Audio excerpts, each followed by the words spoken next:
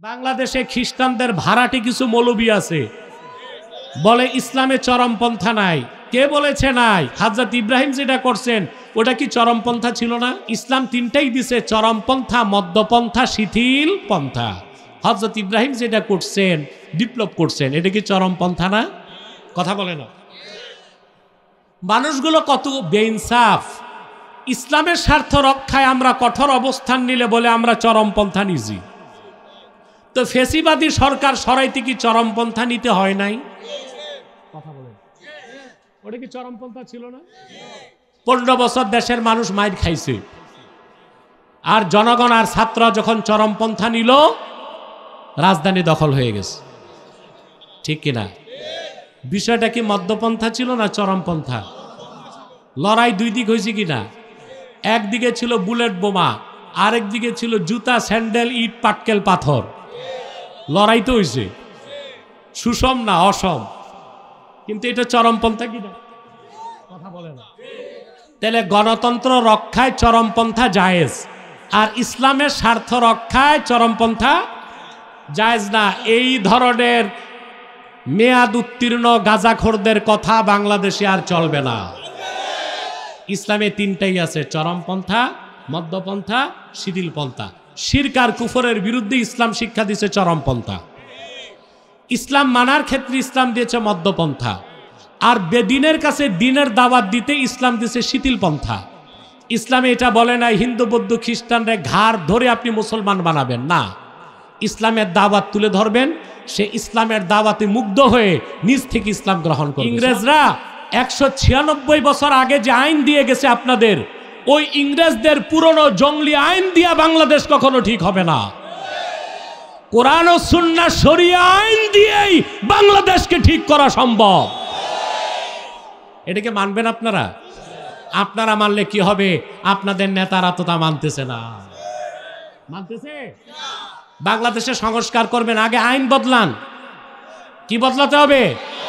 আইন বদলাতে হবে।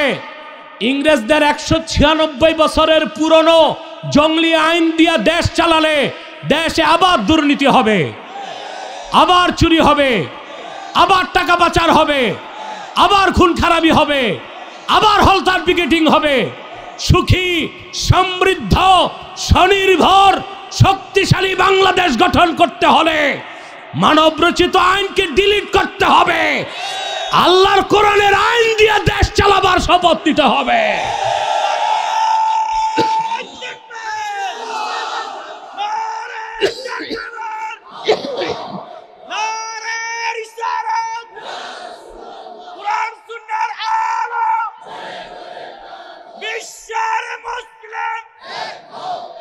আপনার দল যেটাই হোক, একজন মুসলিম হিসেবে খাতমে নবুয়তের আন্দোলনে অংশগ্রহণ করা আপনার উপর ফরজ।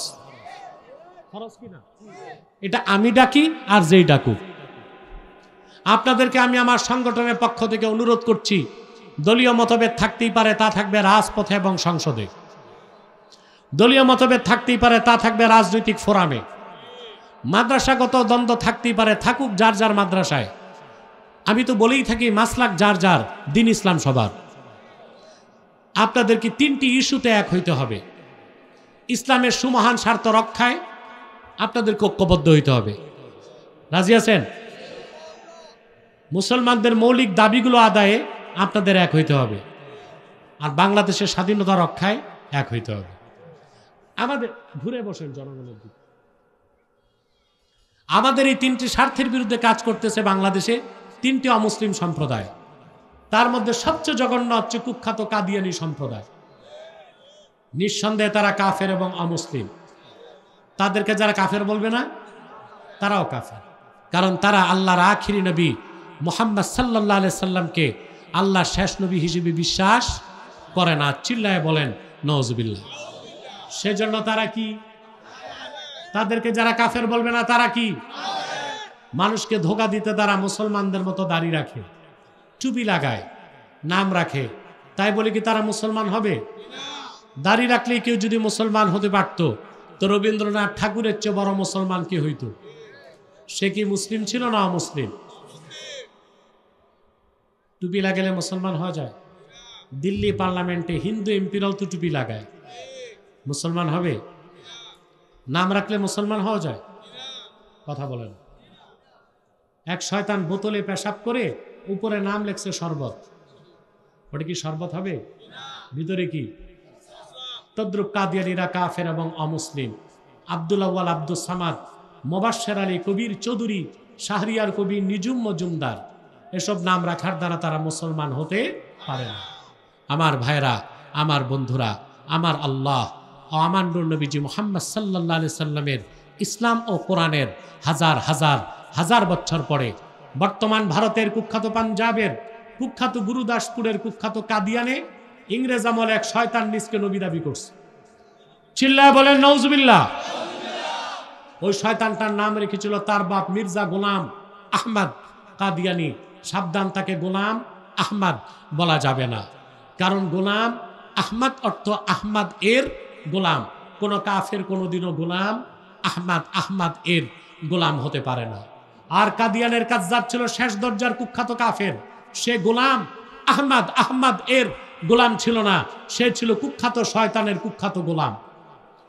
কাদিয়ানের কাজ্জাব, মিথ্যানবতের দাবিদার মির্জা গোলাম শয়তান কাদিয়ানির উপর গজব এসেছে 1908 সালে। যখন গজব এসেছে, কাদিয়ানের কাজ্জাব, মিথ্যানবতের দাবিদার মির্জা গোলাম শয়তান কাদিয়ানি 1908 সালে ধ্বংস হয়ে কুখ্যাত জাহান্নামের কুখ্যাত কুকুরে পরিণত হয়েছে। তার অনুসারীরাও ধ্বংস হয়েছে।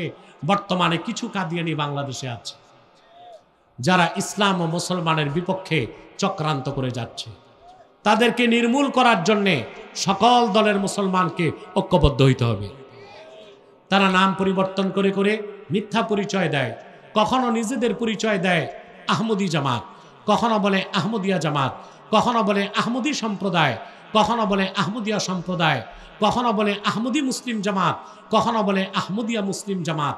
সাবধান, যত কাদিয়ানি ছিল আছে থাকবে, তারা কেউ আহমদী জামাত নয়, আহমদিয়া জামাত নয়, আহমদী সম্প্রদায় নয়, আহমদিয়া সম্প্রদায় নয়, আহমদী মুসলিম জামাত নয়, আহমদিয়া মুসলিম জামাত নয়। তারা শয়তানি জামাত, কুখ্যাত জাহান্নামের কুখ্যাত কুকুরের দল। আমাদের সকল দলের একটাই দাবি, অনতিবিলম্বে স্বাধীন বাংলায় শয়তান কাদিয়ানীদেরকে রাষ্ট্রীয়ভাবে অমুসলিম ঘোষণা করতেই হবে, করতেই হবে, করতেই হবে। এই দাবি আদায়ে তাহরিকে খাতমে নবুয়ত বাংলাদেশ যদি জান ও মাল দেবার ডাক দেয়, কারা কারা প্রস্তুত আছেন হাত তুলে দেখা। সম্মানিত সুধী, সম্মানিত সুধী।